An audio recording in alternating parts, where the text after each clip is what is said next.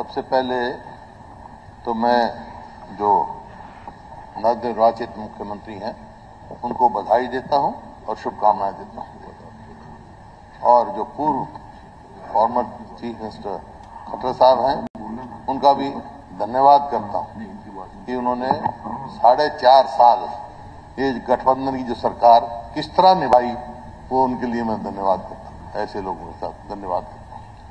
सवाल ये है कि आज हमारे मुख्यमंत्री जी विश्वास प्रस्ताव लेके आए, क्यों, जरूरत क्या पड़ी इसकी?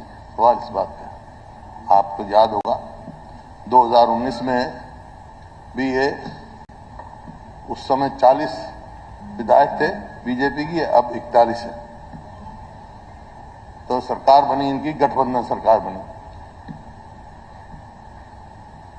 जेजेपी के साथ, उस पार्टी के साथ जो पार्टी कह रही थी कि इनको यमुना पार करो बीजेपी को, और ये कह रहे थे हम 75 पार करेंगे। बाद में जब देखा तो दोनों यार बन गए स्वार्थ में। कोई नीतिगत आधार कोई नहीं था इस गठबंधन का, कोई पॉलिसी का कोई नहीं था, जनहित का कोई आधार नहीं था, हरियाणा के विकास का कोई आधार नहीं था, सिर्फ स्वार्थ सिद्ध करने का आधार था। और इसका कारण आप नतीजा देख रहे हो। मैं ज्यादा चर्चा में नहीं पढ़ना चाहता, क्योंकि अविश्वास प्रस्ताव जो हमारी पार्टी लेकर आई थी, तफसील में चर्चा हो चुकी सरकार की फेलियर्स की। लेकिन मोटी मोटी बात कह रहा हूं। अपना हमारे मंत्री जी गौरपाल जी कह रहे थे आंकड़े बताते हैं, सही बात, आंकड़े हैं। आज आंकड़े क्या है? आज बेरोजगारी में हरियाणा नंबर 1 है, ये मेरा आंकड़ा नहीं है। आज असुरक्षित प्रदेश कौन सा है? सोशल प्रोग्रेसिव इंडेक्स जो नीति आयोग का है, वो हरियाणा असुरक्षित प्रदेश है, वो मेरा आंकड़ा नहीं है। आज महंगाई का क्या है, आज डीजल का क्या भाव है, आज खाद का क्या भाव है, किसान का क्या हालत है, ये सब मेरे आंकड़े नहीं हैं, ये सरकारी आंकड़े हैं। तो आज नटशेल में ये है कि ये 4.5 साल में जो सरकार विफल सरकार हुई, और यही कारण हुआ इस विफलता को देखते हुए कि यहां तक नौबत आ गई कि मुख्यमंत्री को बदलना पड़ा। किस लिए? क्योंकि एक तो जब धोखा दिया हरियाणा के लोगों को, ऐसा गठबंधन किया जिनका कोई नीतिगत आधार नहीं था।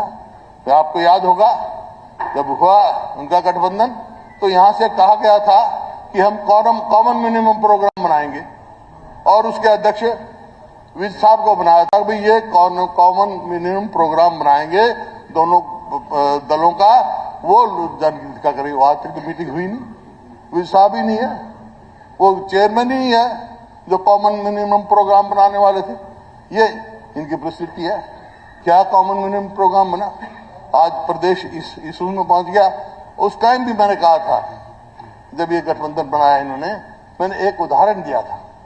मैं भाई एक गांव में हमारे यहाँ पहले सांग लाते थे ना, सांग ले आए, और वो सांगी कर रहा था, वो बेसुरा था।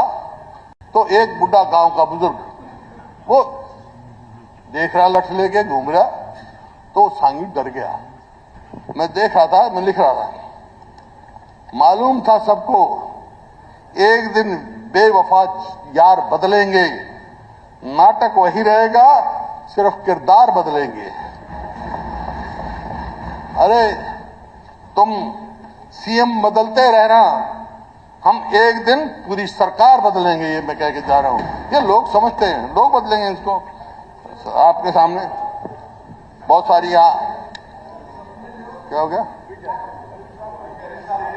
आगे याद करते ही आगे चेयरमैन साहब थे ना, मैं उसके कॉमन मिनिमम प्रोग्राम के, उसकी मैं पूछ रहा था, वो कॉमन मिनिमम प्रोग्राम कहाँ गया? लेकिन आप किस हैं? भोग पड़ गया, मैं क्या करूं? भोग ही पड़ गया तो हरियाणा के लोगों को तो माफ करो, उनके ऊपर तो दया करो। मैं तो देखो, ये मुख्यमंत्री जी बने, मैंने शुभकामनाएं दी हैं।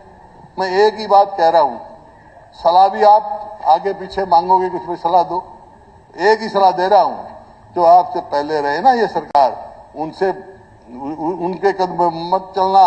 हरियाणा डूब चुका है, हरियाणा कर्जे में डूब चुका है। आज 4.5 लाख करोड़ रुपया साढ़े उसके ऊपर कर्जा है हरियाणा के लोगों के ऊपर है। नहीं इंटरनल नहीं, सारे बना के।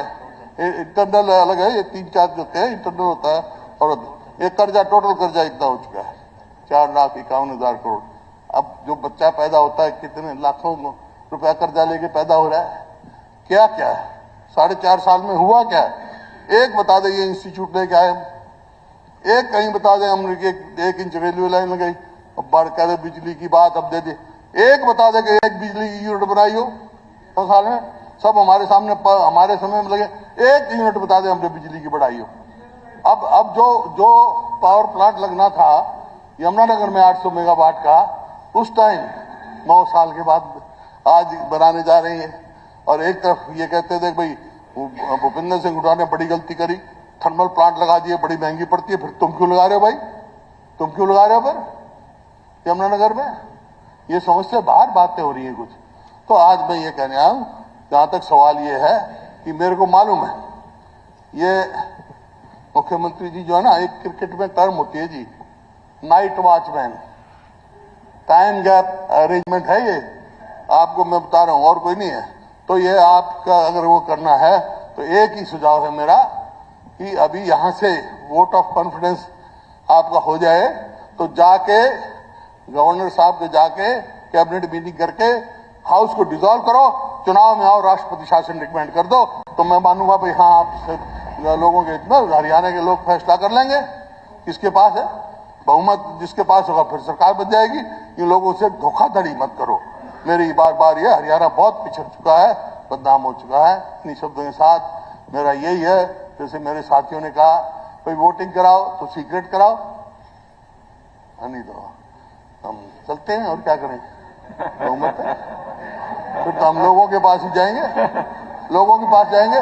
क्योंकि सीक्रेट का कोई क्योंकि देखो ना अध्यक्ष जी, मिली भगत देखो ना, ये विप देना कि आप गैर हाजिर हो जाओ,